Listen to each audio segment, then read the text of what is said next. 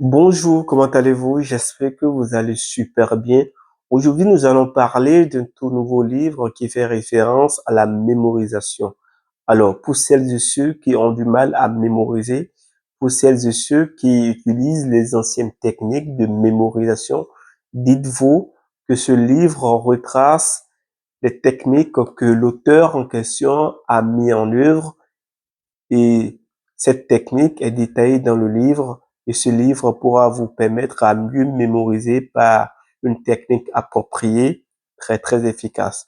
Le titre du livre s'intitule L'art et la science de se souvenir de tout de Joshua Ford.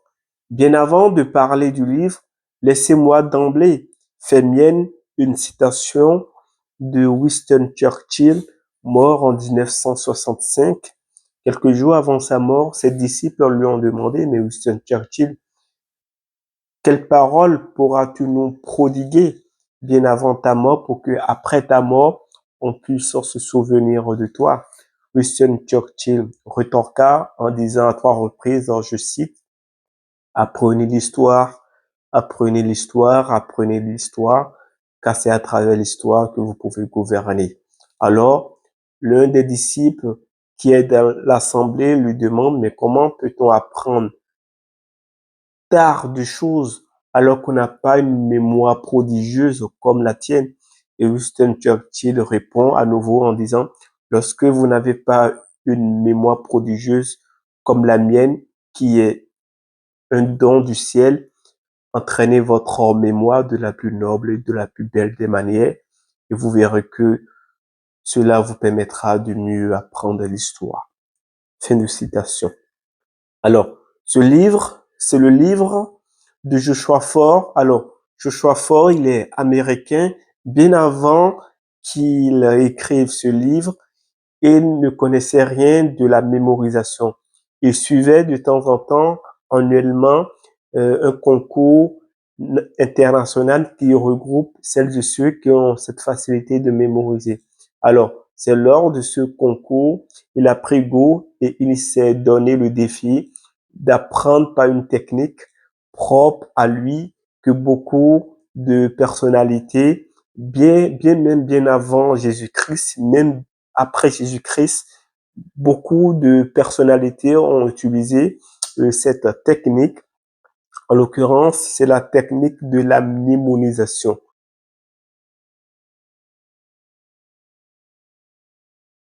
La mnémonisation, c'est une technique mnémotique qui permet de mieux mémoriser à travers des signes, des symboles, euh, un lieu, un paysage. Et cette méthode est prolifique. Bon nombre de personnes qui l'ont mis en pratique, même moi-même, je l'ai mis en pratique et cela m'a permis de mémoriser bon nombre de choses. Alors, la vie de Cicéron, Cicéron, mort en 43 avant Jésus-Christ. Cicéron est connu par rapport au fait que il avait cette facilité de mémoriser. Cicéron peut écrire à la veille, on peut lui donner parce que Cicéron, c'est un homme politique romain. On lui confiait à la veille d'un discours 50 pages. 50 pages et le lendemain, 5 heures après, il fait le discours en retraçant pour toutes les 50 pages sans regarder, sans regarder aucun document. Donc, Cicéron, après, on lui a demandé, mais comment il fait?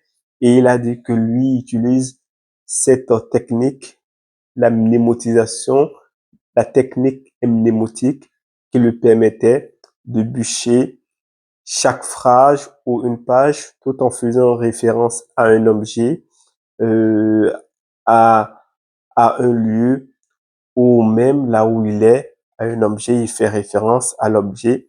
Et quand il repense à l'objet, il se rappelle de tout ce qu'il a mémorisé à travers l'objet. Donc voilà, c'est une technique propre que franchement, je vous conseille vivement ce livre. Moi, ce livre m'a permis d'avoir une vision claire, m'a permis de mieux mémoriser. Celles de ceux qui me côtoient savent que dans mes discussions, je fais toujours mention des citations et c'est grâce à ce livre que j'ai pu trouver la solution adéquate pour mieux mémoriser. Alors, rappelons un peu l'histoire, parce que hormis Cicéron, dans la péninsule arabique, au temps du prophète Mahomet mort le 8 juin 632 après Jésus-Christ, il a été rapporté que quelques compagnons qui étaient proches du prophète utilisaient cette méthode pour mémoriser. Alors, euh, parlons de l'un de ses compagnons qui a rapporté plus de hadiths. C'est le compagnon Abu Huraira. En langue française, ça signifie le père des chats. Alors, pour la petite histoire, Abu Huraira, quand il n'avait pas embrassé la religion, l'islam, le prophète Mahomet le voyait tout le temps avec les chatons et il nourrissait les chatons. Maintenant, après sa conversion dans l'islam, le prophète a préféré le surnommer le père des chatons, Abu Huraira. Donc, Abu Huraira est connu par rapport à sa mémoire, par rapport au fait qu'il est le premier compagnon qui a rapporté plus de hadiths. D'autres compagnons lui ont dit que c'est normal parce qu'il a côtoyé le prophète côte à côte durant 4 ans et qu'il était tout le temps avec le prophète.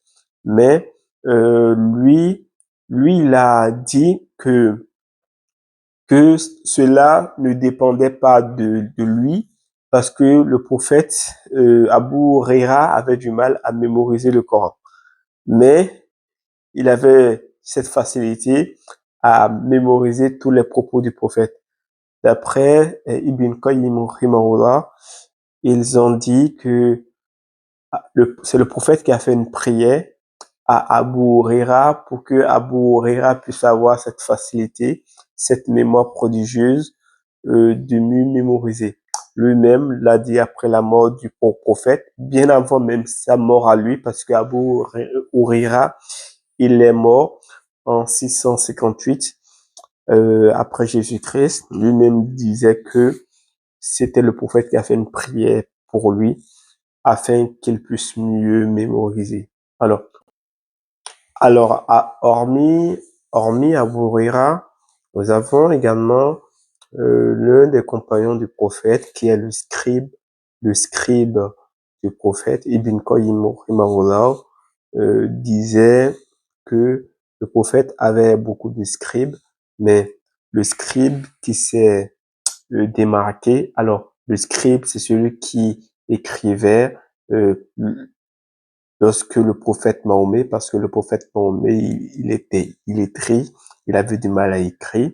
Donc, c'est son scribe, en l'occurrence Zayd ibn Thabit, mort, mort en 665 après Jésus-Christ. Donc, c'est lui qui écrivait tous les discours du prophète et c'est lui qui traduisait dans beaucoup de langues, en syriaque, en hébreu, et il y a une troisième langue que j'ai oubliée. Ces langues étaient tellement populaires à l'ère euh, médiévale. Lui, par contre, lui n'avait pas eu cette chance de profiter de la prière du prophète Mahomet. Lui, par contre, il avait une mémoire prodigieuse. Lui, il disait très souvent, parce que Zayd ibn Thabit, les compagnons du prophète, en l'occurrence Omar et Abou Bakr, le surnommaient l'homme aux 1000 langues, parce que quand il a pris une semaine pour comprendre, pour mieux parler l'hébreu, il a pris 2 semaines pour mieux parler le syriaque. Et donc, voilà. Et lui, il utilisait cette méthode, la mémotisation, parce qu'un jour, on lui a demandé, as-tu une prière spéciale que tu fais qui te permet de mieux mémoriser? Est-ce que le prophète Mahomet t'a fait une prière comme il l'a fait à Houéra? Et, euh, et Zayd ibn Thabit leur a dit, mais non, que j'ai une technique pour mieux apprendre. Soit il faisait la répétition, la technique que tout le monde faisait à cette époque, parce que lorsqu'un verset était descendu, les compagnons le récitaient à plusieurs reprises pour que cela reste.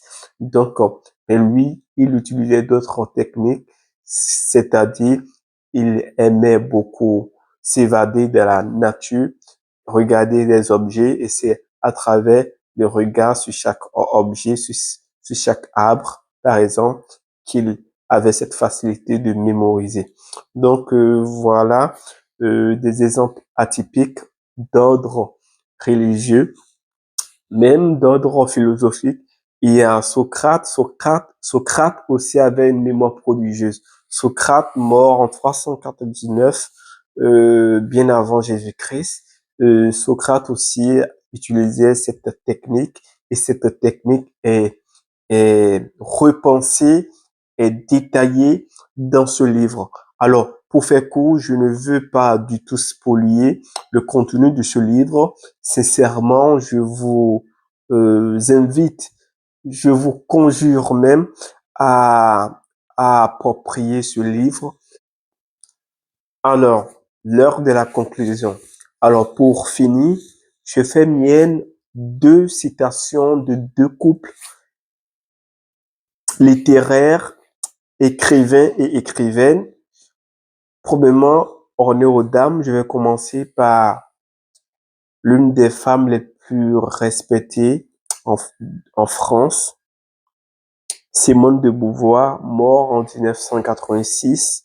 Elle disait ceci: soyez des êtres amoureux, amoureux de votre personne et surtout amoureux de votre intelligence. Fin de citation. La deuxième citation est celle de son mari Jean-Paul Sartre, un éminent écrivain, un éminent homme de lettres et un éminent intellectuel. Il disait ceci à propos de sa femme: Simone de Beauvoir, c'est l'incarnation de la beauté physiquement, mais surtout, c'est l'incarnation de la beauté intellectuelle. Je finirai cette vidéo par ces deux citations en vous disant, en fin de compte, n'oubliez, n'oubliez surtout pas de vous embellir physiquement, mais surtout, n'oubliez pas de vous embellir intellectuellement, car la beauté physique est périssable et la beauté intellectuelle est impérissable. Je vous donne rendez-vous pour très bientôt. C'est votre cher et humble serviteur, Souleymane. Je vous remercie.